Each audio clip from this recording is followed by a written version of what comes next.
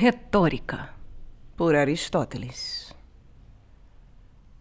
Obras completas da Biblioteca de Autores Clássicos, canal Leconde.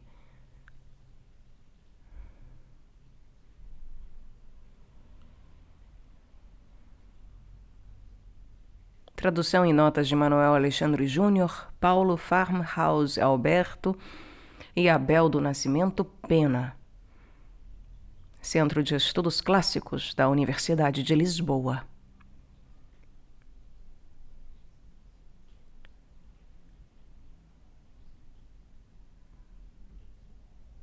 Caros ouvintes, caso gostem do que aqui será lido, por favor, adquiram um livro.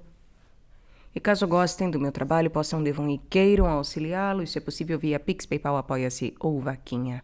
Os links estão todos no descritivo. Centavos serão bem-vindos. Também há a possibilidade de comprar livros que serão aqui gravados, isso através da lista de desejos da Amazon, ou ainda tornando-se membro do canal. Eu peço também para que, por favor, curtam, compartilhem, comentem, inscrevam-se no canal, caso já não tenham feito, pois tudo isso faz diferença em termos de engajamento. Obrigada a todos pela presença. Eu desejo a todos uma excelente escuta. Introdução. Primeiro, origem da retórica e formação do sistema retórico. A retórica recebeu nas últimas 3 décadas uma cuidada atenção da parte de um notável número de estudiosos. Há uns 50 anos, Frederick Somsen publicou um artigo intitulado The Aristotelian Tradition in Ancient Rhetoric, em que sublinhava a importância de Aristóteles para a história da retórica. Daí para cá, o interesse pela retórica antiga e a sua relevância para a sociedade moderna tem aumentado dramaticamente. George Kennedy produziu ao longo dos anos uma série de volumes que traçam a teoria e a prática da retórica ao longo dos séculos, desde a mais remota antiguidade, e de ambos os lados do Atlântico se respondeu com entusiasmo ao estabelecimento da International Society for the History of Rhetoric. Sendo uma das disciplinas humanas mais antigas e mais verdadeiramente internacionais, a retórica, à semelhança da gramática, da lógica e da poética, não é uma ciência a priori. Como observa Edvald Colbert, a retórica de Aristóteles não é o produto da mera idealização de princípios nascidos com ele e por ele convencionados para persuadir e convencer outras pessoas. É sim o produto da experiência consumada de hábeis oradores, a elaboração resultante da análise das suas estratégias, a codificação de preceitos nascidos da experiência com o objetivo de ajudar outros a exercitarem-se corretamente nas técnicas de persuasão. Se a literatura é o nosso melhor veículo de acesso à cultura e à civilização gregas, o fato é que essa literatura foi em larga medida moldada pela retórica. Já em Homero, os gregos se distinguiram pela facúndia, e sempre gostaram de saborear a força e a magia das suas próprias palavras. A retórica brotou da sua genial capacidade para a expressão oral e inspirou-se no doce sabor da palavra usada com fins persuasivos. Desde Homero que a Grécia é eloquente e se preocupa com a arte de bem falar. Tanto a Ilíada como a Odisseia estão repletas de conselhos, assembleias, discursos, pois falar bem era tão importante para o herói, para o rei, como o combater bem.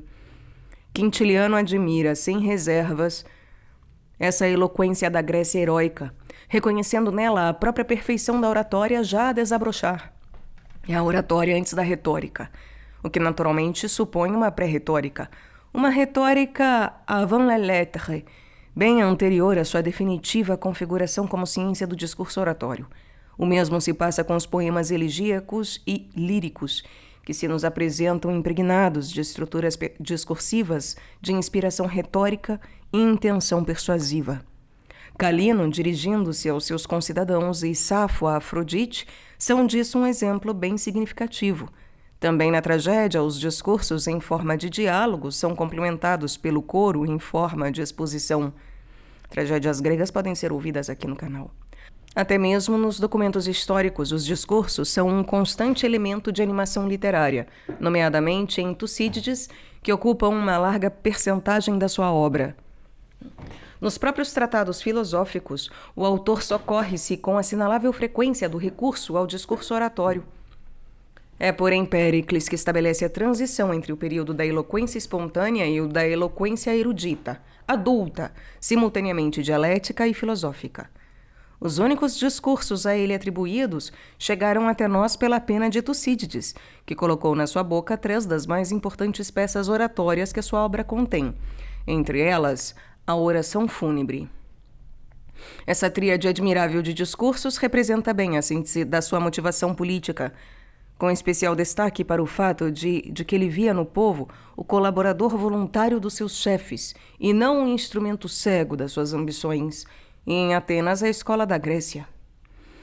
É bem conhecida a imagem que um dia empregou a propósito dos jovens soldados caídos na guerra. O ano acaba de perder a sua primavera. Atenas admirara em Péricles o seu primeiro orador, pois a palavra dele exercera sobre os espíritos dos atenienses uma influência duradoura, tão duradoura como a própria independência, pois se antes dele Atenas realizou grandes feitos, foi sob a pressão das circunstâncias, os favores da fortuna e a sagacidade dos seus chefes. Foi, porém, só com ele e por ele que a cidade tomou consciência de si mesma, do seu gênio e do seu destino. Péricles é, por conseguinte, a ponte que liga o passado ao futuro, erguendo-se qual monumento vestido de glória sob a fronteira de 2 mundos. De um lado temos a Grécia de Homero e de Hesíodo, de Arquíloco, Safo, Alceu, de Píndaro e Ésquilo, a Grécia espontânea e poética de que o drama trágico foi manifestação suprema. Do outro lado temos a Grécia que atinge a sua idade de reflexão, a Grécia da prosa, da história, da eloquência política, da filosofia e da ciência. Péricles é, pois, a figura do orador que governa pela palavra uma cidade livre, mantendo-a firme a cabeça da Grécia. Foi, porém, na Sicília que a retórica teve sua origem como metalinguagem do discurso oratório.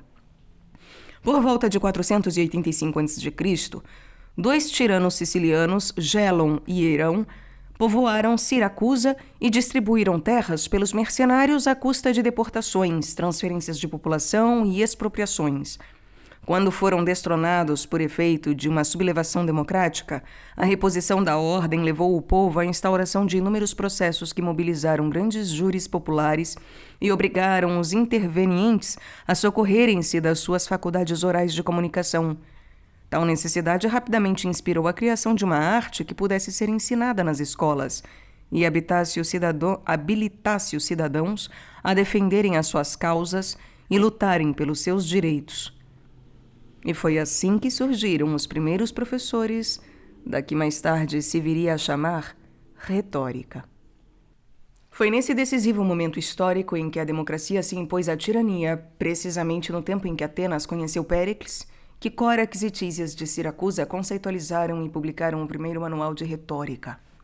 Na mesma altura em que a retórica desabrocha na Sicília, a arte do diálogo desenvolve-se em Eleia com os filósofos idealistas, e graças a uma habilidade prodigiosa de articular estes 2 métodos, a Grécia inteira adere ao fascínio e ao deslumbramento de ver, discutir e dissertar sobre qualquer tema, quer se trate da metafísica, moral, política ou qualquer outro tema que mereça a defesa, o elogio ou a censura da comunidade. De todos os que seguiram a vertente retórica, o mais célebre tanto pelos elogios dos seus admiradores como pelos ataques de Platão foi Górgias. Foi com ele que este sistema de ensino penetrou na Ática.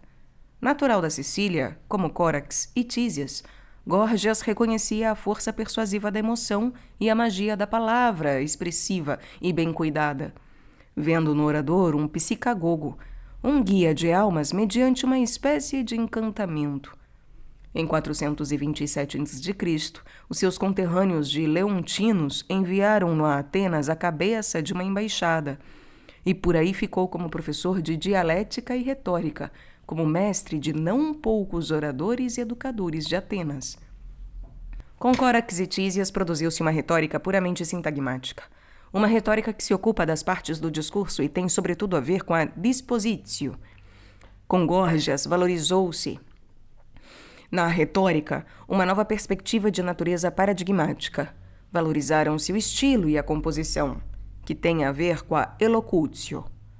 O seu principal contributo foi ter submetido a prosa ao código retórico, propagando-a como discurso erudito, objeto estético, linguagem soberana, antepassado da literatura. Numa palavra, abriu a prosa à retórica e a retórica à estilística. Segundo, natureza e finalidade da retórica. Definir a retórica não é tarefa fácil, pois, como se crê, nunca existiu um sistema uniforme da retórica clássica, embora se multipliquem os esforços de a apresentar como um sistema. A retórica foi sempre uma disciplina flexível, mais preocupada com a persuasão dos ouvintes do que com a produção de formas de discurso. Isto é, mais preocupada com a função retórica do que com a configuração do próprio texto. Como acrescenta Kraftschick, não sei se esta é a pronúncia correta, está aqui em inglês, né? It is well to remember that ancient rhetoric, in its rules, as well as the manifestation of those rules, was extremely fluid. Em tradução livre, minha aqui, é bem lembrado que a retórica ancestral, a retórica antiga, nas suas regras, assim como na manifestação dessas regras, era extremamente fluida. Ao dissertar sobre a natureza da retórica, Quintiliano reflete sobre as várias definições desta e deixa-nos perceber as seguintes 4 como as mais representativas das convenções retóricas clássicas. A definição atribuída a Corax e Tísias, Górgias e Platão, de que ela é geradora de persuasão.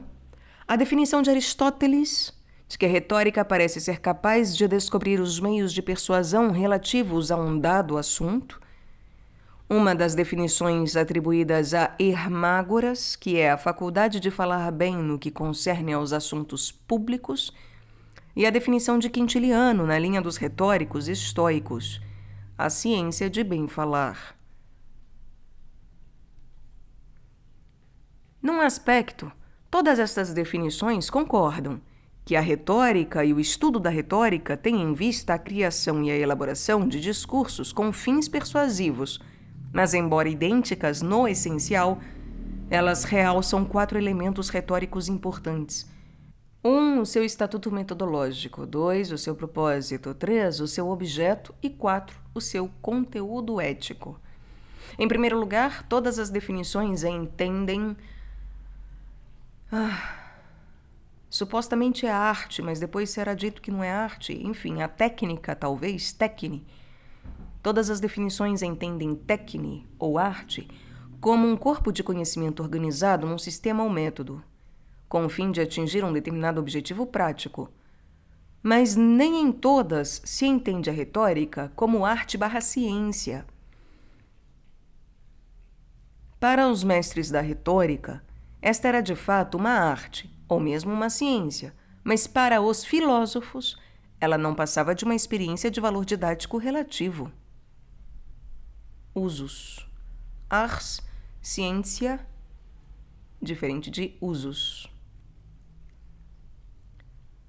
Em segundo lugar, no que toca à finalidade do discurso retórico, não resulta muito clara nos autores clássicos a diferença entre o nível teórico da retórica e o nível prático da eloquência. Normalmente, quando falam da finalidade persuasiva da retórica, estão a pensar na finalidade dos oradores e não na dos professores de retórica. Mas o fato é que o mestre ensina, não persuade. É só indiretamente que ele está envolvido na finalidade persuasiva do discurso. Em terceiro lugar, no que concerne ao objeto da retórica, os autores clássicos têm de igual modo em mente a prática oratória, e não a sua teoria. E por isso também aqui se dividem. Enquanto uns, em termos teóricos, apenas contemplam no seu horizonte retórico os 3 gêneros do discurso público, judicial, deliberativo e epidídico, outros admitem a aplicação das convenções retóricas a qualquer outro assunto. Para eles, a retórica transforma-se assim numa superciência, pois tem um objeto a realidade total, pois tem por objeto a realidade total e aplica-se a qualquer texto. Em quarto lugar, põe-se a questão de a retórica ser ou não eticamente neutra. Platão sustenta que ela deve ser eticamente responsável e comprometida. Aristóteles defende a sua neutralidade e faz depender do orador e não do sistema retórico o uso responsável ou não das técnicas de persuasão. Quintiliano representa com a sua definição a posição intermédia. Para ele, a eloquência é uma virtude e o orador é um vir bonus, capaz de falar bem dicendi peritus, isto é, de forma eticamente aceitável. Retórica é, pois, uma forma de comunicação, uma ciência que se ocupa dos princípios e das técnicas de comunicação. Não de toda a comunicação, obviamente, mas daquela que tem fins persuasivos. Não é, pois, fácil dar da retórica uma só definição. Quando dizemos que ela é a arte de falar bem, a arte de persuadir, a arte do discurso ornado e a arte do discurso eficaz, estamos simplesmente a tentar estabelecer a relação entre duas maneiras de definir a retórica, de ligar o ornamento e a eficácia, o agradável e o útil, o fundo e a forma. Quando os antigos dizem que a retórica é a arte de bem falar, fazem-no na consciência de que, para se falar bem, é necessário pensar bem, e de que o pensar bem pressupõe não só ter ideias e tê-las lógica e esteticamente arrumadas, mas também ter um estilo de vida, um viver em conformidade com o que se crê. Como diz Bourdaloue, a lei moral é a primeira e a última de todas, aquela pela qual cada uma das outras se fortifica e completa. É por isso que, com razão, os antigos faziam da virtude a condição essencial da eloquência, definindo o orador como um vir bonus dicendi peritus. Arte de bem dizer, arte de persuadir, arte moral. Eis os elementos implícita ou explicitamente verificados em quase todas as definições de retórica. Terceiro, conflito entre a retórica e a filosofia. Platão é considerado o maior escritor da prosa grega, um mestre de estrutura, caracterização e estilo. Os seus diálogos refletem uma formação retórica esmerada. Mas para ele a retórica verdadeira, uma retórica digna dos próprios deuses, é necessariamente filosófica e psicagógica, tendo sempre em vista o estabelecimento e a afirmação da verdade. Esse foi, aliás, o grande conflito travado na antiguidade, o conflito de competência entre filósofos e retóricos. Enquanto a retórica foi vista apenas como uma doutrina técnica do discurso, entrou em declínio progressivo até que quase por completo se apagou, mas quando ela voltou a ser contemplada à luz da sua estrutura e da sua função filosófica, deu-se o seu ressurgimento e a afirmação renovada da sua importância. A forma é inseparável do fundo.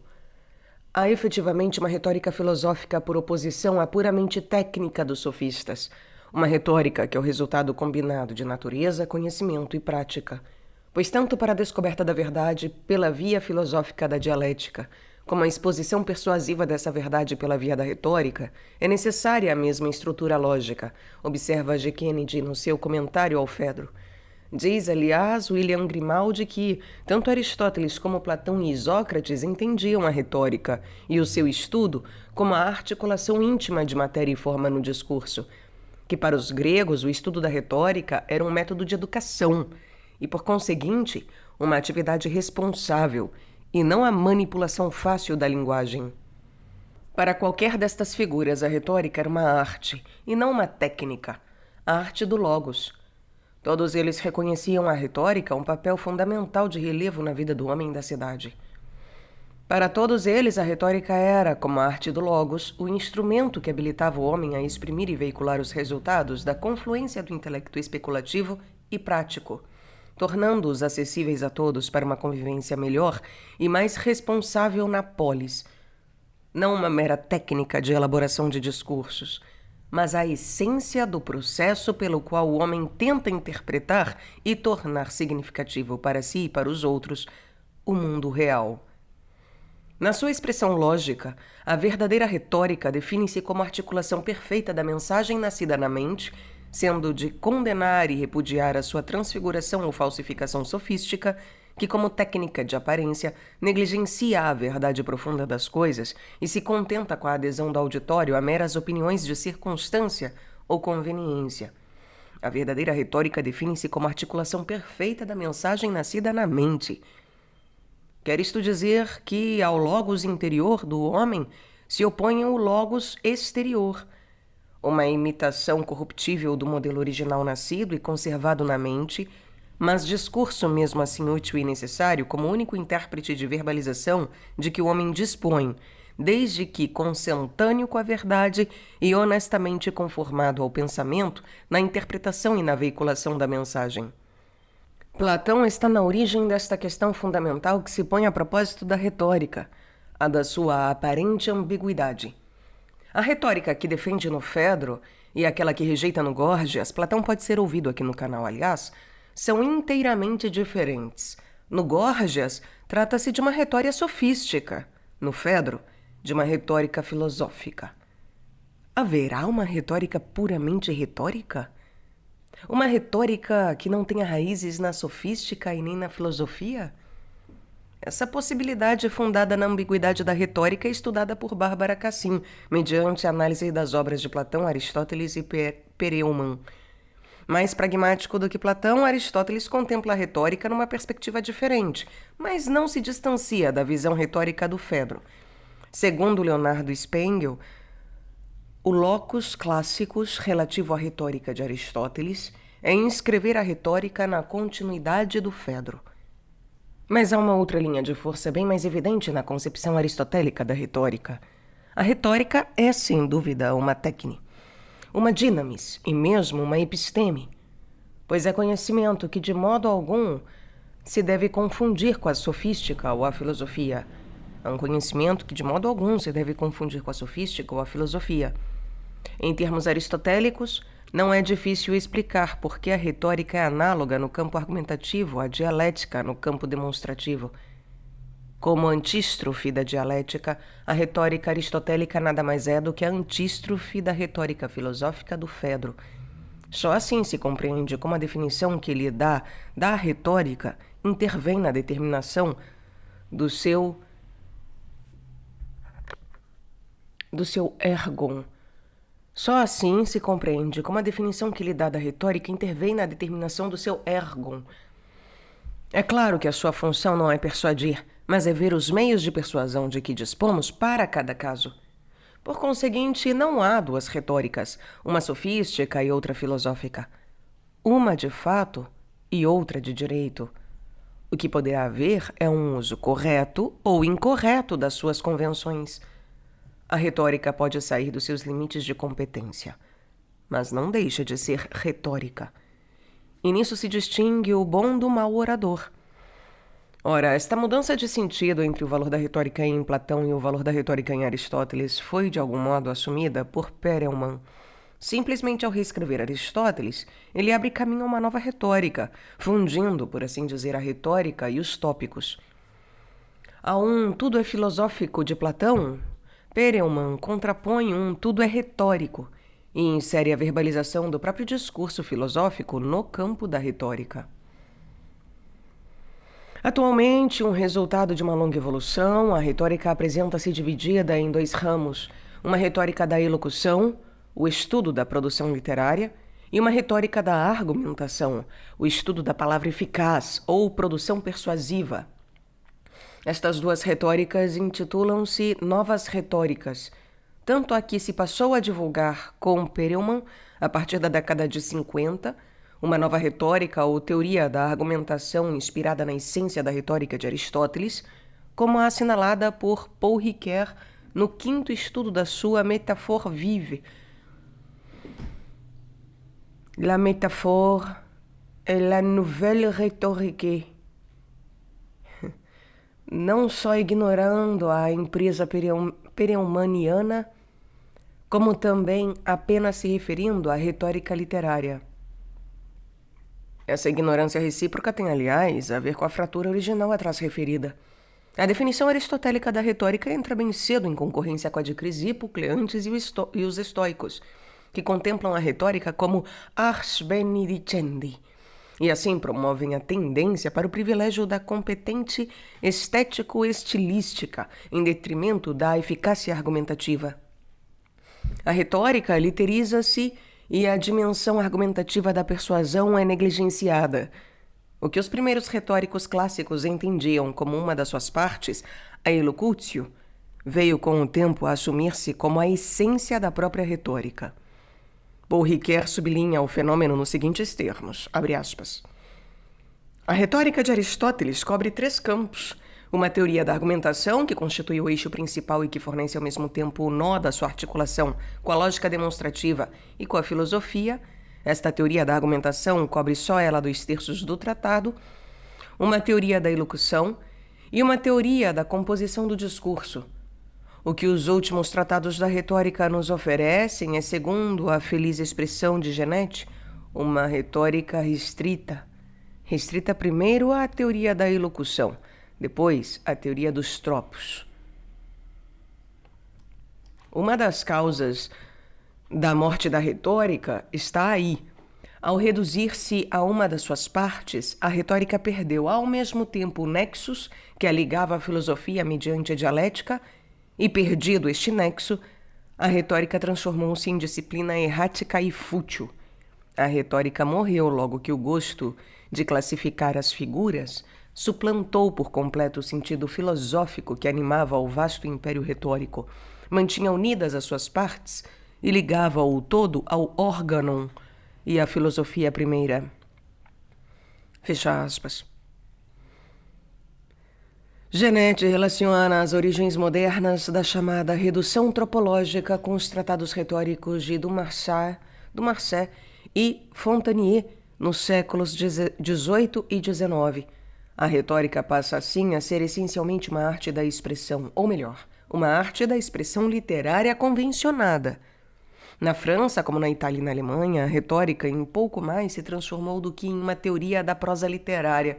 E se na Inglaterra a velha tradição retórica conseguiu resistir, foi graças à importância da psicologia no empirismo de Bacon, Locke e Hume, e à influência da filosofia escocesa do bom senso, observa Perelman. E acrescenta: ao lado da retórica fundada sobre a tríade retórica, prova, persuasão, Ricoeur lembra-nos que Aristóteles elaborou uma poética que não é técnica de ação, mas sim técnica de criação, a qual corresponde à tríade poiesis, mimesis, catarsis.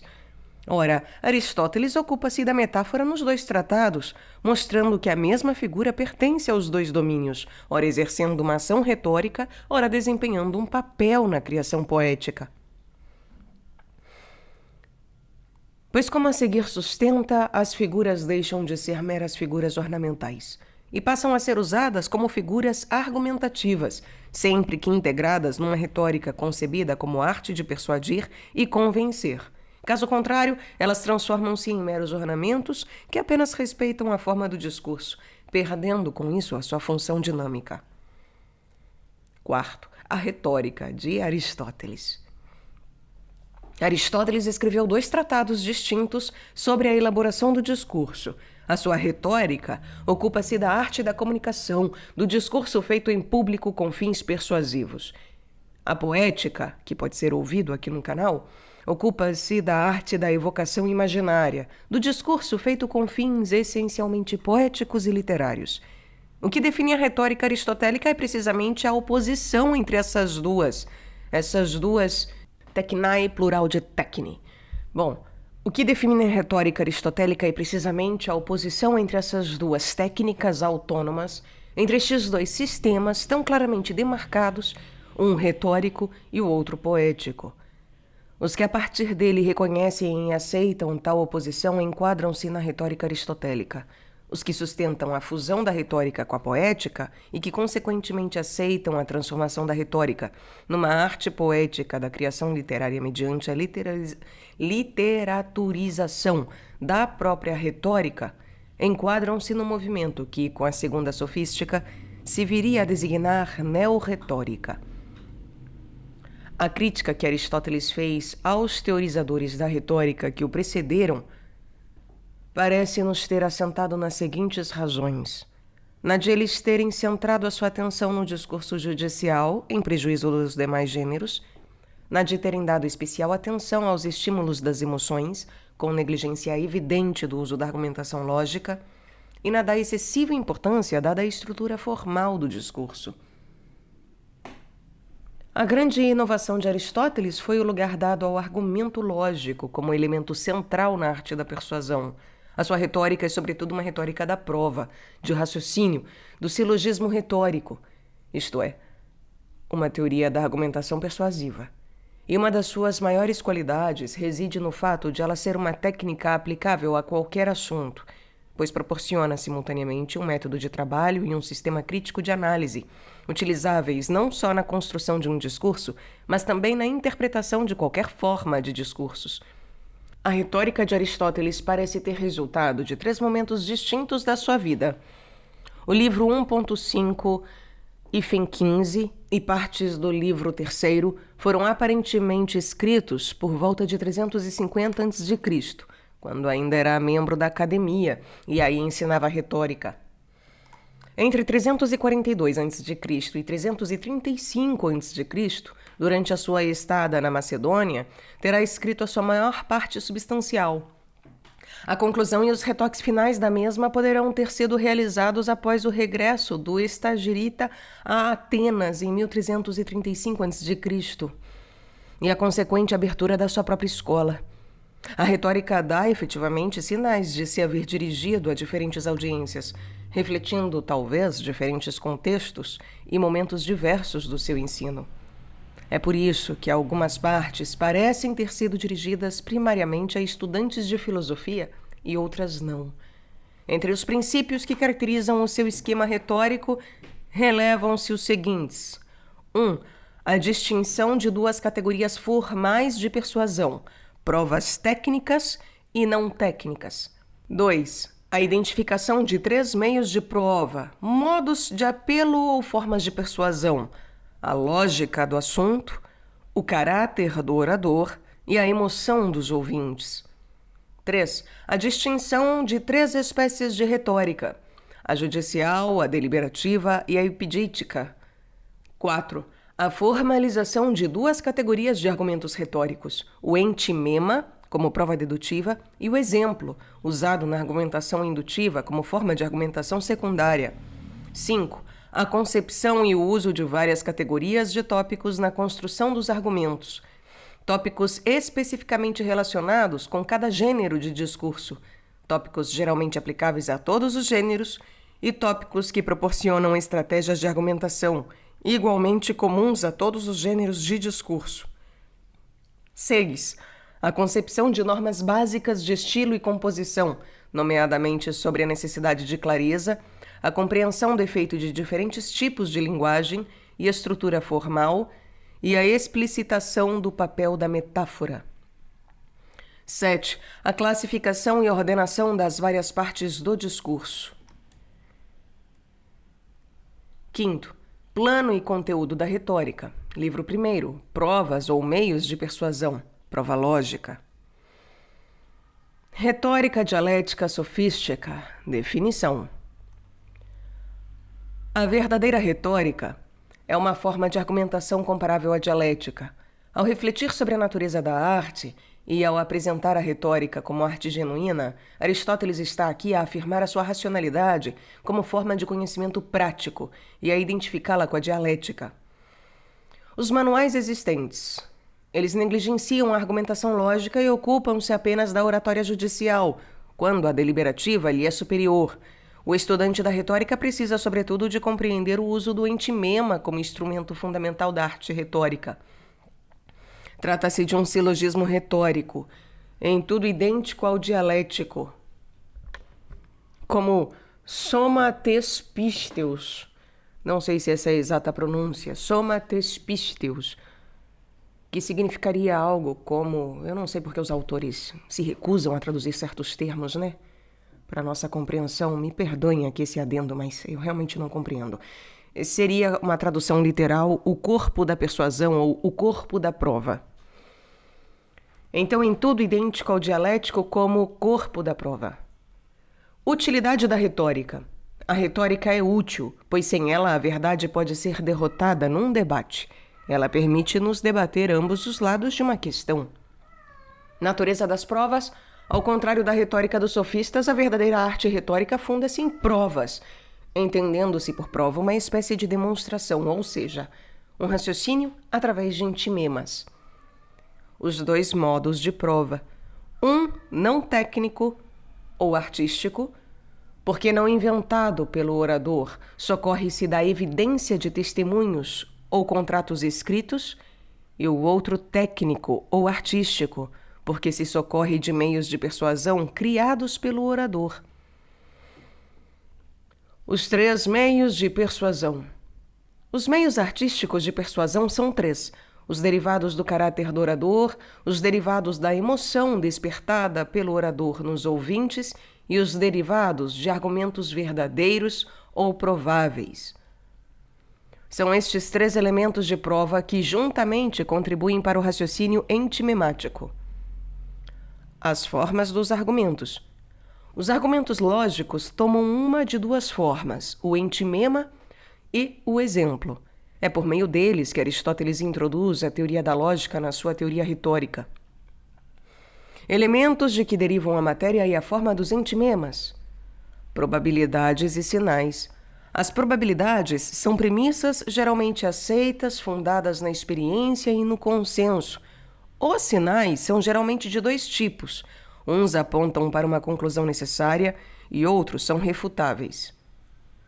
A matéria e a forma dos entimemas.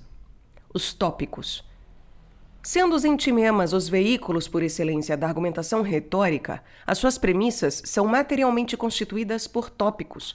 Os tópicos específicos, aplicáveis a cada um dos gêneros particulares de discurso, judicial, que é justo ou injusto, deliberativo, útil ou inútil, e epidítico, belo ou feio.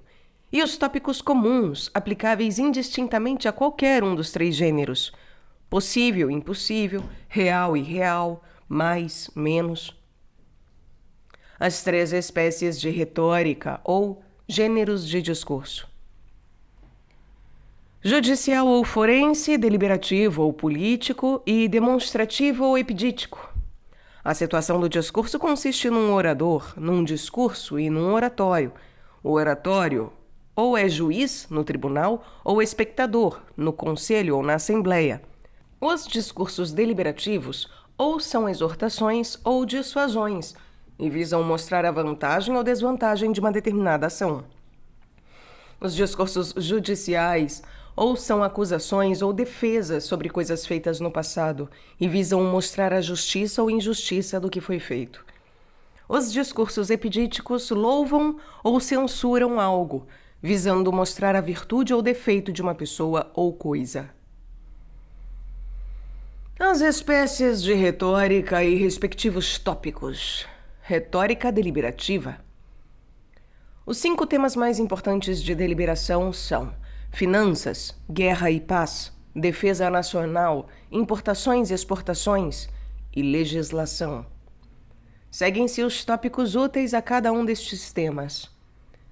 Tópicos éticos, definição de felicidade como objetivo último de toda ação humana, descrição dos fatores que para ela contribuem, nomeadamente o bom nascimento, muitas e boas amizades, bons filhos, idade avançada, virtudes físicas, reputação, honra e virtude. Explicação de cada um destes tópicos e valorização do tópico do bom. Tópico do mais/menos aplicado à comparação de bens. Retomando um tópico comum a todas as espécies de retórica, Aristóteles considera agora a sua aplicação específica à oratória deliberativa. O orador precisa de mostrar que uma coisa é mais ou menos importante, mais ou menos vantajosa, da mesma maneira que precisará de mostrar que ela é possível ou impossível. E tópicos sobre constituições políticas, os relativos aos 4 regimes: democrático, oligárquico, aristocrático e monárquico. Retórica epidítica. Tópicos que convêm à retórica epidítica. Tudo o que tem a ver com a nobreza e a virtude. Discutem-se as virtudes e o conceito do belo, do nobre, do honesto e dos seus contrários. Sugerem-se os respectivos tópicos. A vertente estética da retórica epidítica é evidenciada pela especial atenção dada ao tópico da amplificação nos discursos demonstrativos. e retórica judicial ou forense. Tópicos sobre delitos ou transgressão consciente das leis, as 7 causas do delito e respectivos tópicos, tanto no que concerne a acusação como a defesa. Tópicos sobre prazer, a natureza do prazer, catálogo de prazeres, 15 tipos de prazer e respectivos tópicos. Tópicos sobre agentes e vítimas de injustiça. Depois de referir o tópico de possibilidade e impossibilidade como relevante para cada assunto, para este assunto, Aristóteles avança com uma lista de fatores ponderados pelo criminoso, razões para o crime e tipos de crimes. Tópicos sobre justiça e injustiça. Discutem-se os 2 tipos de lei, particular e geral, a lei escrita e não escrita, a lei natural. Definem-se e classificam-se os crimes. Reflete-se sobre a justiça e a equidade. Graus de injustiça. Lista de tópicos sobre como argumentar que algo é um mal maior. Quanto mais premeditado e brutal é o crime, maior e mais grave ele é. Meios inartísticos ou não técnicos de persuasão. Aristóteles considera 5 os elementos de argumentação legal que já estão naturalmente presentes nas circunstâncias e não são retoricamente criados pelo orador, que são leis, testemunhos, contratos, tortura e juramentos. Livro 2. Provas ou meios de persuasão, emoção e caráter. Emoção. O papel da emoção e o caráter. Aristóteles mostra como os elementos da argumentação psicológica também se podem usar como parte integrante da argumentação entimemática. O sofista estimula as emoções para desviar os ouvintes da deliberação racional. O orador aristotélico controla as paixões pelo raciocínio que desenvolve com os seus ouvintes. Como estimular emoção no auditório? Raciocínio com as emoções. Ira e calma. A ira como emoção paradigmática. A ira e a calma definidas e analisadas, com o fim de proporcionar material a partir do qual se poderão construir argumentos entimemáticos. Aristóteles define e classifica cada emoção, considerando a razão ou causa de cada uma delas e o estado de espírito da pessoa que as experimenta. Amizade e inimizade, temor e confiança, vergonha e desvergonha, amabilidade e indelicadeza, piedade e indignação, inveja e emulação. Caráter. Como adaptar o caráter do orador à emoção dos ouvintes? Caráter e idade. O caráter do jovem, o caráter do idoso e o caráter dos que estão no auge da vida. Caráter e fortuna. O caráter dos nobres, o caráter dos ricos, o caráter dos poderosos. Estrutura lógica do raciocínio retórico. Regresso ao estudo das formas da argumentação lógica. Até aqui ocupou-se da matéria ou das fontes do raciocínio entimemático. A partir daqui, ocupa-se das estruturas formais de inferência, dos tópicos como estratégias lógicas de argumentação. Função dos tópicos comuns a todas as espécies de retórica. Retorno ao tema desses tópicos e resumo final.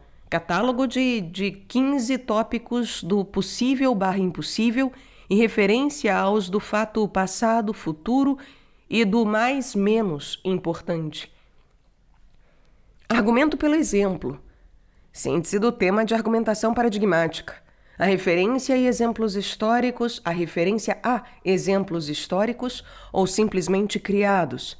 Incluem-se, nesse caso, parábolas, comparações e fábulas. Os exemplos podem ser usados como evidência e como epílogo para os entimemas. O uso de máximas na argumentação. A máxima correspondente a uma das premissas ou a conclusão de um entimema. Uma razão de apoio é por vezes expressa e assim se transforma em entimema. As máximas são de 4 tipos. As que correspondem à opinião geral, que são simples, as que não correspondem à opinião geral, que precisam de epílogo ou prova demonstrativa suplementar, as que com epílogo são entimemas perfeitos e as que com ele têm conteúdo entimemático, mas não a forma. O uso de entimemas. Estes capítulos resumem a discussão dos entimemas em 1.1/2. Traço 2. Expandindo a informação aí dada. Faz-se referência a uma lista de 28 lugares comuns devidamente ilustrados, tópicos que igualmente podem ser usados em qualquer um dos 3 gêneros do discurso oratório. Apresentam-se classificados em 4 grupos distintos: antecedente/consequente, causa/efeito, mais/menos e qualquer outra forma de relação. Todos eles supõem uma forma de inferência que se move de uma coisa para outra. Se isto, então aquilo. A partir do conhecido, tira-se uma conclusão que se aplica ao que é desconhecido. Descrevem-se, enfim, 9 tópicos de entimemas aparentes ou falaciosos, e discute-se o modo da refutação de entimemas.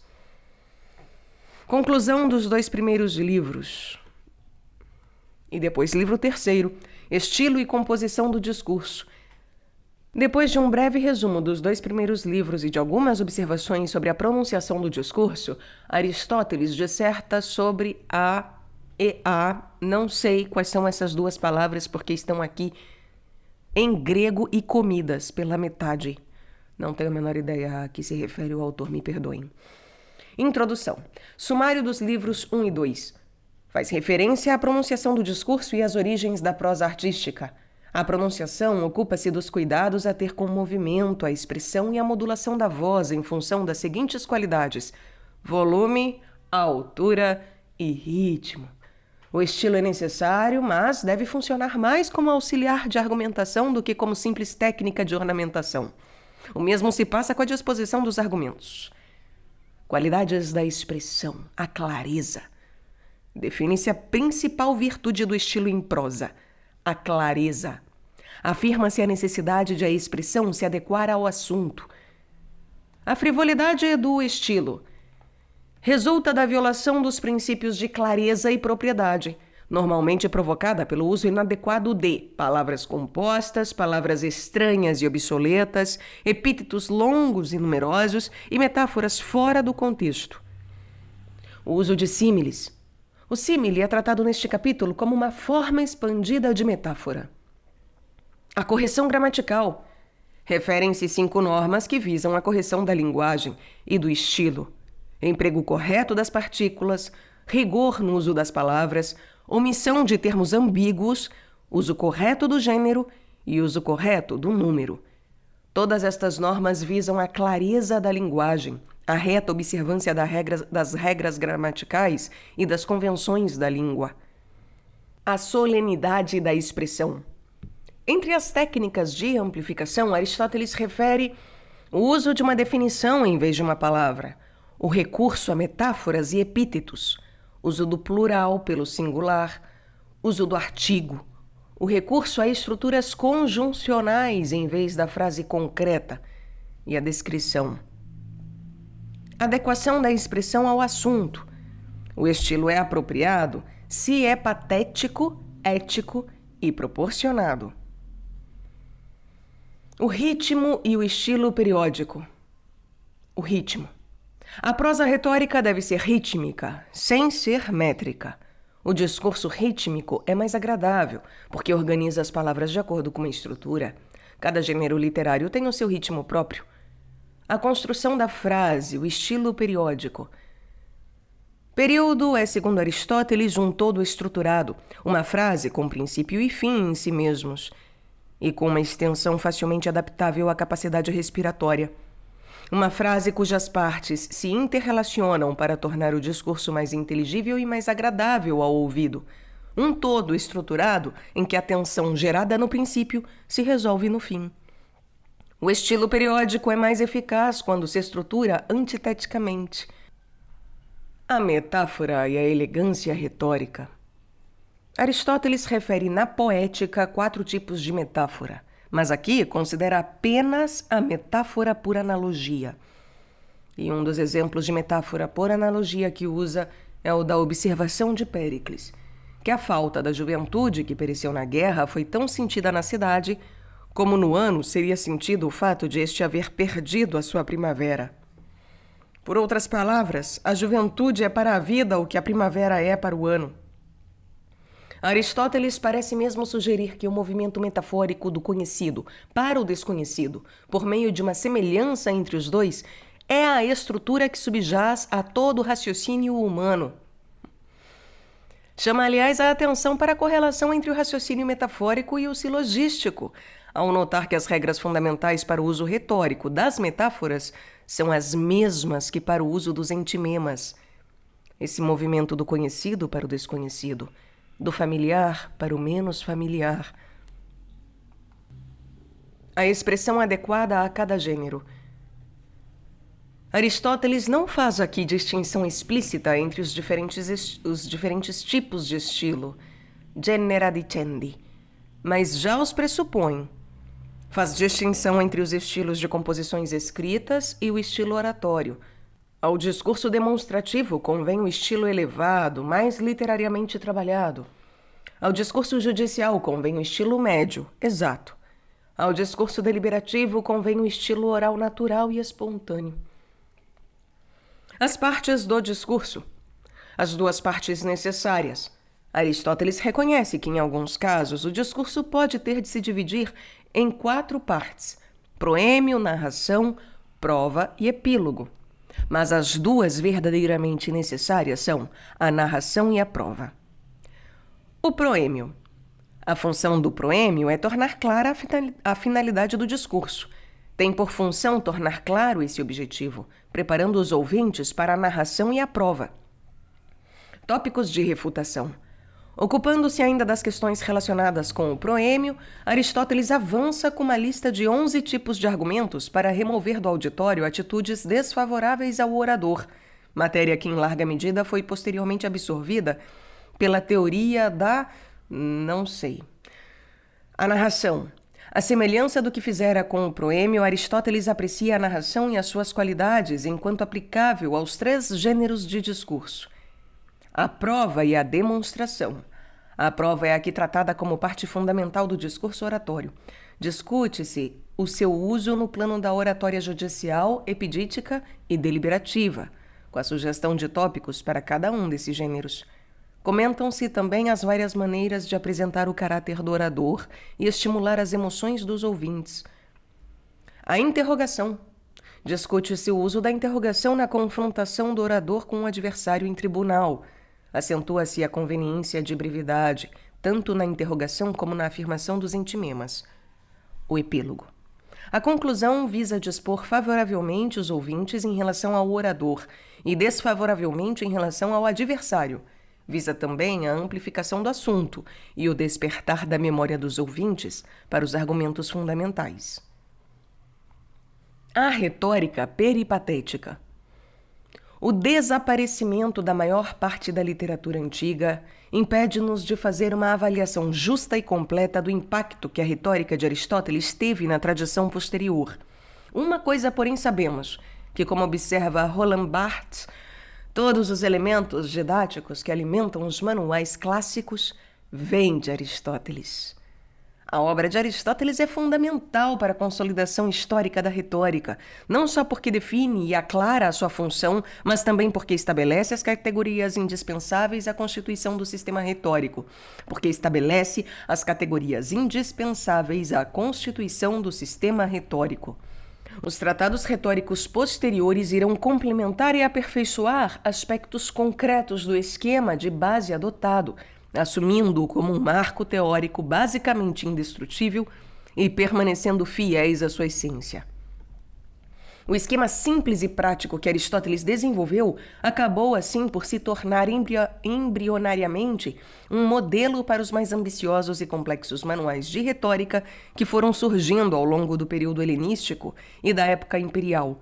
Foi sem dúvida a Aristóteles que Cícero e Quintiliano deveram a sua inspiração retórica, mas foi sobretudo com o pragmatismo destes que complementarmente se produziu uma sistematização retórica ainda mais coerente e sólida.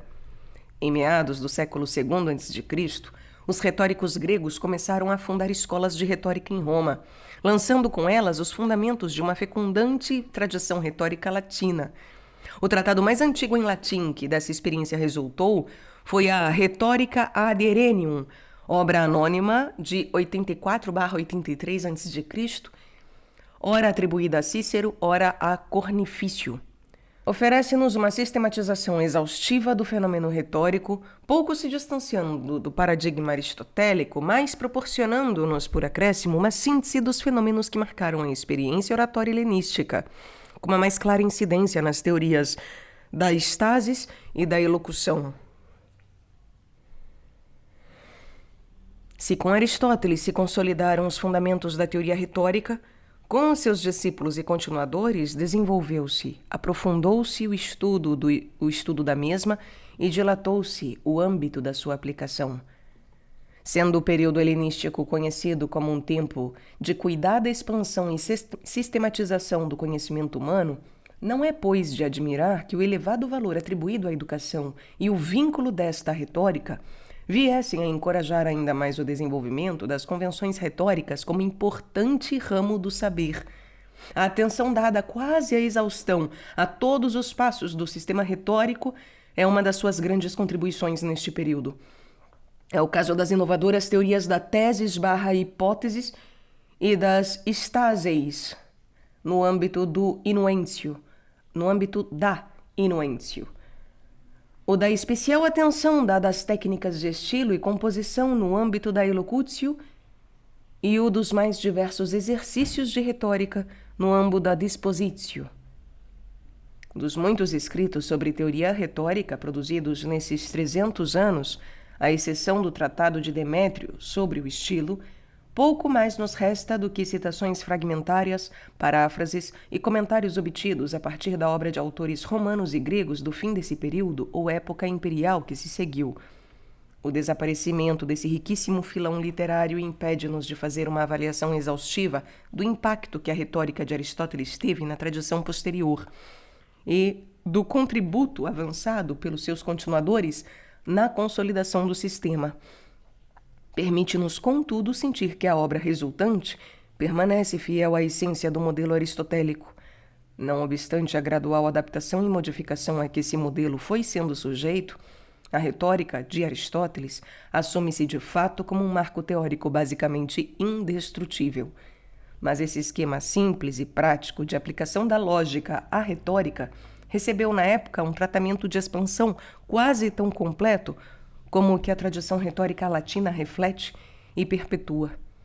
Tal fenômeno deve-se, em parte, à tendencial aproximação dos sistemas aristotélico e isocrático, representando o primeiro a corrente da retórica filosófica e o segundo, o da retórica técnica e sofística.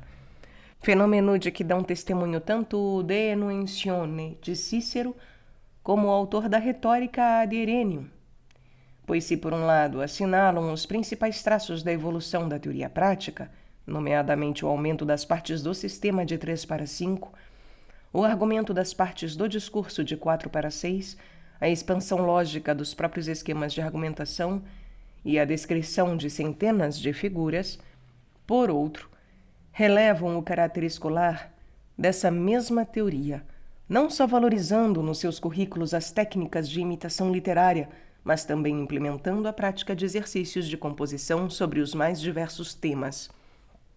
Hermágoras distingue-se entre os muitos profissionais de retórica do seu tempo por ter dado à teoria da inuêncio, a forma elaborada e sistemática que os retóricos latinos consagraram, e, em especial, por ter sido o primeiro a desenvolver a doutrina da estasis. Distingue-se também pelo fato de haver atraído do campo da filosofia para a retórica o tratamento das questões gerais. Entre as modificações que Hermágoras imprimiu ao sistema aristotélico, contam-se não só o tratamento das questões relativas à ordem dos argumentos e ao estilo num único capítulo a que deu o nome de... não tenho a menor ideia de qual será... essa palavra, mas também a divisão das questões políticas em 2 classes, que maravilhosamente o autor também deixou em grego. Não tenho a menor ideia de quais sejam. Enfim, foi ele, aliás, o primeiro retor a estender formalmente as teses ao campo retórico da argumentação e a fazer especial doutrina sobre o assunto. Foi ele também quem enfatizou as dimensões heurística e política da retórica, subvalorizando a prova ética e emocional. Herdeiro de uma tradição em que a controvérsia entre filósofos e retóricos começa a dar sinais de alguma conciliação, Hermágoras parece estar a querer romper com tendências de origem platônica e estoica, seguindo a linha eclética da academia e dividindo o campo das competências retóricas em questões gerais e controvérsias sobre casos particulares. Uma bipartição que tanto sustenta que as questões gerais não são patrimônio exclusivo do filósofo, como habilita o orador a fazer uso delas na generalização do seu próprio pensamento. Como resultado desta clarificação técnica, desenvolveu Hermágoras a teoria da estasis, face à necessidade de o orador verificar se um determinado tema em discussão tem ou não consistência para o conveniente tratamento retórico. Antes dele, o assunto fora circunstancialmente referido ou tratado, mas só com ele recebeu o desenvolvimento e a sistematização que merecia. Toda a teoria da estasis, depois dele, reflete as marcas da sua codificação. Quanto à elocutio, Teofrasto é um dos exemplos mais eloquentes dos progressos que a teoria retórica experimentou nas escolas helenísticas. Diógenes Laércio atribuiu-lhe cerca de 120 de obras sobre retórica, e Cícero e Quintiliano dão-nos notícias dos seus conteúdos através de comentários, paráfrases e citações. Mas o fato é que a maior parte da sua enorme produção literária se perdeu, e dela apenas nos restam para o tema escassos fragmentos. A influência da sua doutrina fez-se não só sentir nas áreas do estilo e da pronunciação do discurso, mas também na definição do epiquirema como argumento completo e na iniciação ao tratamento da tese como exercício retórico. Foi, todavia, o seu tratado sobre o estilo que mais acentuadamente contribuiu para lhe perpetuar a memória como educador e teorizador de retórica. Na linha da tradição aristotélica, Teofrasto desenvolveu as ideias do mestre, introduzindo explicitamente pela primeira vez no sistema as 4 virtudes de estilo e, porventura, inventando a doutrina dos 3 estilos. Sugeres George Kennedy, com fundamento nos autores que o referiram e comentaram, que foi provavelmente Teofrasto quem encorajou o processo de identificação das figuras, o qual levou os seus sucessores à formulação de listas quase intermináveis. Foi, porém, Demétrio quem, na mesma linha de influência peripatética, mais aprofundou a matéria relativa ao estilo e à composição, e quem, afinal, deu os primeiros sinais da abertura ao fenômeno de que iria resultar a literaturização da própria retórica. A primeira parte do seu De Locutione, 1-35, dedicada ao Estatuto das Estruturas Rítmicas e Periódicas, reflete como fonte primária a doutrina aristotélica. Ao ocupar-se da caracterização dos vários tipos de período, histórico, dialógico e oratório, sustenta com Aristóteles que a prosa retórica tem toda a vantagem em ser rítmica. A prosa retórica tem toda a vantagem em ser rítmica. Sustenta também que o estilo periódico, organizado como um todo estrutural com princípio e fim, oferece ao discurso as mesmas propriedades que o ritmo, sendo ainda mais eficaz quando estruturado antiteticamente. Cada período terá idealmente entre 2 e 4 membros, mas mais significativas que a dimensão são a sua variedade e a sua coerência interna. Mais importante do que o número das unidades que o integram é o equilíbrio homogêneo e harmônico da sua forma, como estratégia psicologicamente vitalizadora de um conteúdo. A parte mais substancial do De Locutione ocupa-se, entretanto, da invulgar teoria dos 4 estilos, por oposição aos 2 ou 3 propostos pelos seus predecessores, nomeadamente o estilo simples, o médio ou elegante, o elevado e o veemente. Este último, porém, pouco mais é do que uma variante do terceiro, ou, na classificação de Hermógenes, uma forma de estilo que se distingue entre as demais como o uso correto de todos os estilos. Em suma, a obra de Teofrasto sobre as virtudes do estilo, os estudos de Demétrio sobre o período oratório, o estilo e a composição, a contribuição de Hermágoras para a definitiva vinculação da tese à retórica e o desenvolvimento da teoria dos estados de causa, a concepção, enfim, de um cânone básico de exercícios retóricos, são no seu conjunto um testemunho vivo do enriquecido e diversificado aprofundamento do sistema aristotélico. O corpo de doutrina por eles desenvolvido e veiculado foi o fundamento teórico de todo o ensino que os mestres de retórica passaram aos seus discípulos ao longo de vários séculos. Deles nos dão notícia os grandes manuais de educação oratória que então se usavam nas escolas do Império Romano. Pois, como justamente observa George Kennedy, neles se verificam variações de ênfase e terminologia, mas pouco mais. Mesmo as contribuições pessoais de Cícero e Quintiliano estão longe de comprometer as convenções que informam o cânone teórico da retórica helenística. Os valores da paideia isocrática inspiraram na época helenística uma forma de educação eminentemente retórica, dominante mesmo nas escolas de filosofia. Da tensão então gerada por força do convívio entre essas duas formas rivais de cultura, uma oratória e a outra filosófica, resultou a experiência de síntese que os retóricos romanos encarnaram. Por um lado, a fronteira entre esses dois campos diluiu-se a partir de Hermágoras, e ensaiaram-se os caminhos de uma retórica cada vez mais filosófica. Por outro lado, a experiência retórica dominante foi dando sinais de abertura crescente à elocúcio e tendeu a afirmar-se como teoria literária. A forma adotada pela cultura grega em seu nível mais elevado acabou, pois, por ser a eloquência, a arte de falar e de escrever. De arte de persuadir, a retórica foi se transformando em arte de criar. E enquanto técnica ou arte do discurso, ela acabou por se usar não só para produzir textos de caráter mais ou menos persuasivo, mas também para analisar os textos produzidos. Esse era o objetivo dos exercícios retóricos: ler retoricamente os textos e exercitar-se na elaboração de temas com base nos modelos de estrutura que os próprios textos inspiravam. A tradução da retórica. A presente tradução resulta do trabalho desenvolvido com a estreita colaboração de dois outros colegas, Abel do Nascimento Pena, que traduziu o livro segundo, e Paulo Farmhouse Alberto, que traduziu o livro terceiro. A edição adotada foi a de W. D. Ross, Aristóteles Ars Rhetorica, Oxford University Press, 1959.